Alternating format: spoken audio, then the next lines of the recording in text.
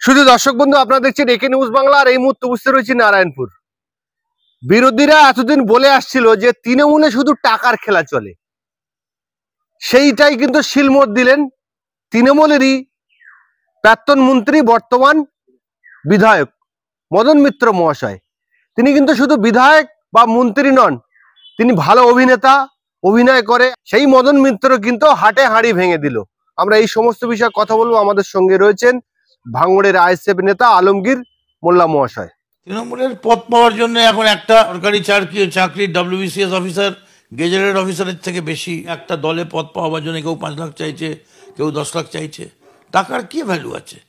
এতদিন মদন মিত্র তো এখন ভেঙেছে, আমরা যে পূর্বে বলতাম তার বাস্তবে রূপ পাওয়া যাচ্ছে। আমরা দেখেছি এই ভাঙড় বিধানসভায়, যে বিধানসভায় আমি দাঁড়িয়ে আছি, এই বিধানসভায় যিনি দায়িত্ব নিয়েছেন শওকত মোল্লা মহাশয়, তিনি বলেছেন যে তিনি সমিতির টিকিট এবং পঞ্চায়েতের টিকিট পাইয়ে দেওয়ার জন্য আরাবুল ইসলামরা নাকি প্রচুর টাকা নিতেন। আবার আমরা পরে দেখলাম আরাবুল ইসলাম জেল থেকে বার হয়ে যে শওকত বাবুরা কোথায় কম্বল বিতরণ করার নাম করে, কোথাও ছাতা বিতরণ করার নাম করে কোন কন্ট্রাক্টরদের কাছে কিভাবে টাকা নিত সেটা আমরা শুনেছিলাম। কিন্তু মদনবাবু একদম রূপরেখা পুরো বদলে দিয়েছেন। তিনি প্রাক্তন পরিবহন মন্ত্রী এবং বর্তমান বিধানসভার অভ্যন্তরের একজন সদস্য। তিনি নিজে দাবি করছেন যে এই তৃণমূল কংগ্রেসের যে টাকার খেলা চলে, টাকার লীলা খেলায় যে লিপ্ত হয়ে পুরো গ্রাউন্ড থেকে শীর্ষ নেতৃত্ব পর্যন্ত যে টাকায় নিয়ে দলটা চালায়, সেটা আমরা বাস্তবে রূপরেখা যেরকম আগে বলতাম এখন ওনাদের মুখে একদম শুনতে পাচ্ছি এবং স্পষ্ট হচ্ছে। এটা আমরা ওয়েলকাম জানাচ্ছি মদনবাবুকে। সর্বপ্রথম আপনি জীবনের প্রথম হয়তো একটা সত্য কথা বলেছেন এর জন্য, এবং সাথে সাথে শুভবুদ্ধি সম্পূর্ণ বাংলার মানুষের কাছে বলবো, আপনারা রাজনীতি সম্বন্ধে সচেতন হন। কেন রাজনীতি এমন একটা জিনিস, এই 4 সংখ্যার কথা কাউকে পরোয়া করে না। এই রাজনীতি কথাটা কাউকে পরোয়া করে না, কিন্তু সবাইকে রাজনীতিকে ডেকে আনতে হয়। তাই সর্বপ্রথম রাজনীতি সম্বন্ধে আপনারা সচেতন হন। কেন এই রাজনীতি এমন একটা প্ল্যাটফর্মে চলে গিয়েছে, আপনি যেখানেই হাত বাড়াবেন সেখানে রাজনীতির ছায়া আপনাকে আটকে দেবেন। তাই রাজনীতি সম্বন্ধে সচেতন হয়ে বাংলাকে সুস্থ রাখার জন্য, সমাজকে সুস্থ রাখার জন্য, বাংলার অসহায় মজদুর গরিব, এক কথায় জাত ধর্ম বর্ণ নির্বিশেষে সমস্ত স্তরের মানুষকে বাঁচানোর জন্য আপনাদেরকে এগিয়ে আসার জন্য আমরা অনুরোধ করছি। তৃণমূলে টাকার খেলা চলে, সেটা মদন মিত্র বলে দিয়েছে, হাটে হাঁড়ি ভেঙে দিয়েছেন। কিন্তু আপনাদের বিধায়ক নওশাদ সিদ্দিকী বলেছিলেন যে আমি আমার বিধানসভা কোটার টাকা নিয়ে নলমুড়িতে একটা হসপিটাল তৈরি করব, এবং আমি যা টাকা পাবো সেই টাকার কি কাজ করেছি না করেছি আমি সবাইকে ডেকে, ভাঙড়বাসীকে সবার মাধ্যমে সেই জায়গায় হিসেব দেবো। সেটা কবে দেবেন নওশাদ সিদ্দিকী? সে নিয়ে কিন্তু বর্তমানে শাসক দলের লোকেরা নানান কথা শুরু করে দিয়েছে। কি বলবেন? দেখেন, হসপিটাল তৈরি করা হচ্ছে সরকারের কাজ। তিনি বলেছিলেন যে আমরা যদি সরকারে আছি, সংযুক্ত মোর্চা যদি সরকারে আসে, হিমঘর থেকে হসপিটাল থেকে সমস্ত একাধিক কাজ তিনি করবেন। এখানে নওশাদ সিদ্দিকী তো একজনা বিধায়ক। আমি আপনাকে আপনার মাধ্যমে জানিয়ে রাখি বাংলার মানুষকে, এই ভাঙড়ের জমিনে ভোজের হাটে দাঁড়িয়ে এ রাজ্যের মাননীয়া তিনি বলেছিলেন যে তিনি হসপিটাল করে দেবেন। তার পরের বছরে ভোট ব্যাংকে শক্ত করার জন্য যখন এসেছিল, তিনি আবার বলেছিলেন যে এখানকার জায়গা আমি ঠিকঠাক ভাবে নিতে পারিনি, খুব অনেক সমস্যা ছিল।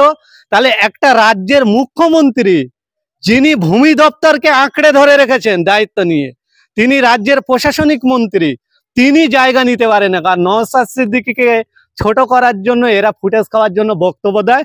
আর আপনি যেটা কথা বললেন যে নওশাদ সিদ্দিকী কবে হিসাব দেবেন, নওশাদ সিদ্দিকী এই দিনের প্রথম থেকে আজও পর্যন্ত বলে এসছেন তানার বিধানসভার মেয়াদ যেদিন শেষ হবে তিনি কোথায় কিভাবে তানার কোটার টাকা ইউটিলাইজ হয়েছে, কোন খাতে কত টাকা দিয়েছেন, সমস্তটাই স্পষ্ট করে মানুষের সম্মুখে।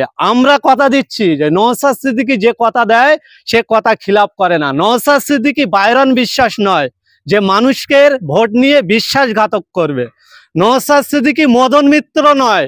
নওশাদ সিদ্দিকী কিন্তু শওকত বাবু নয়, জানাকে এ রাজ্যের মুখ্যমন্ত্রী বলে তুই তো বোম মারিস, এরকম আখ্যা দেওয়া ছেলে নয়।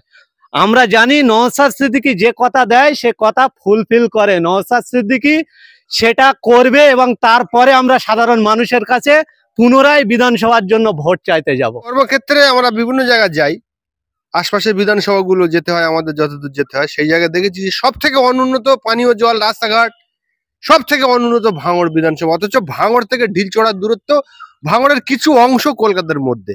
এর জন্য দায়ী কে? নওশাদ সিদ্দিকী তো বিধায়ক হয়েছে সবে মাত্র, কিন্তু বর্তমান শাসক দল বলছে যে নওশাদ সিদ্দিকী কোনো কাজ করতে পারছে না। কি বলবেন? দেখেন, আপনাকে সর্বপ্রথম বলে রাখি, আমি একজন জনপ্রতিনিধি। সেই জনপ্রতিনিধি হওয়ার মাধ্যমে আমি জানতে পেরেছি যে এনআরজিএস এর যে প্রকল্পের টাকাটা সেন্ট্রাল গভর্নমেন্ট থেকে আসে, সেটা পুরোটাই এদের দুর্নীতির কারণে এরা মানে স্টেট বন্ধ করে রেখেছে। কেবলমাত্র 15 ফিনান্সের টাকা, টাইড আনটাইডের টাকা এবং বিধানসভা কোটার টাকা নিয়ে কাজ হচ্ছে, তাই উন্নয়ন অনেকটাই স্তব্ধ হয়ে গেছে।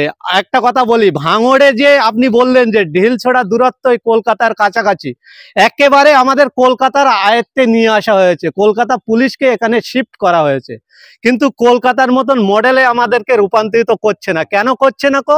এখানে কিছু রাজনৈতিক কারবারিরা নিজেদের স্বার্থসিদ্ধি, নিজেদের অর্থনীতি ডেভেলপ করার জন্য তারা ভাঙড়ের মানুষকে ব্যবহার করত। আমি একটা কথা বলি আপনাদের মাধ্যমে, মমতা বন্দ্যোপাধ্যায় আজকের যে বাংলার মসনদটাকে দখল করে বসে আছেন, ভাঙড় থেকে এই আরাবুল ইসলাম 2006 সালে এই ভাঙড় থেকে বিজয় পতাকা, জোড়া ফুলের পতাকা সর্বপ্রথম কালীঘাটে নিয়ে গিয়েছিল যে আরাবুল ইসলাম, তাকে এই দল বহিষ্কার করেছে, সাসপেন্ড করে দিয়েছে, তানাকে ছোটখাটো করে দিচ্ছে।